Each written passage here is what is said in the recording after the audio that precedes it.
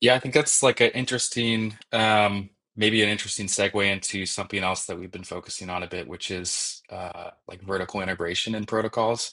So on the one hand, you have a lot of protocols that are kind of building a more primitive protocol in a way, like they're building it as a developer platform that's very modular.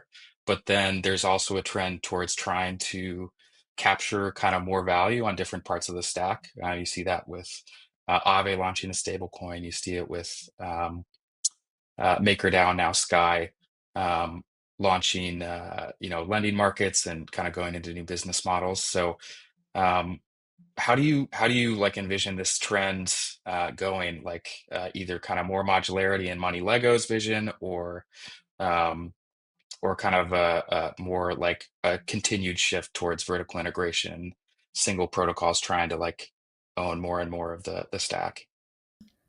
Well, I definitely think that any team, company, protocol, whatever you want to call it, any organization, as it grows, it generally seeks to do more, right? Whether we're talking about like any form of, human organization, right? And the ones that are successful clearly going to choose to either go and verticalize and do more of a similar thing or expand horizontally. But like everyone wants to expand, right? Almost no organization is content with success. You want more success, either with a horizontal expansion of new and different products or a vertical one of the inputs and the outputs, above and below your existing products. And so, I think it's absolutely natural for Aave to start trying to do more and Maker to start doing more and like all of these things. I think that's inevitable, and I think a lot of projects will fight very hard to get that sort of like first critical mass in order to be able to later expand. But I think any project you're describing that has initial success is going to want to expand. Like that's so natural.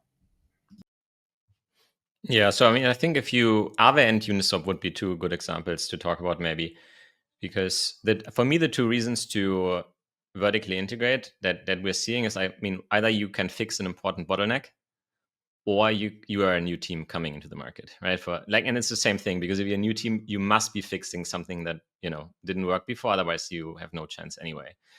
And so in Aave, what we're seeing, I mean, just as an example, so as Flashbots, we have been working with them and Chainlink to actually, for Aave, to take control of the way that Chainlink Oracle updates are published on chain. So now, instead of going in the public mempool, they go into a searcher auction, because these Oracle updates create liquidation opportunities. Now the value of these opportunities, instead of being basically bid forward to the validator, it's actually bid forward to Aave itself, right? And I think that is a great example of someone looking at like the entire value chain of a part of their stack and saying, we could make these liquidations actually much better. This is a big loss of revenue here, and we're like, have to be too conservative in how we liquidate, and if we could control this, then we could offer a much better service. And so let's think about how we can do that. So this is like a really good example. And then with with Uniswap, I think Unichain is like I think a fantastic case study, in a sense. It's both opening up Uniswap more, as a platform, because anybody can build on it.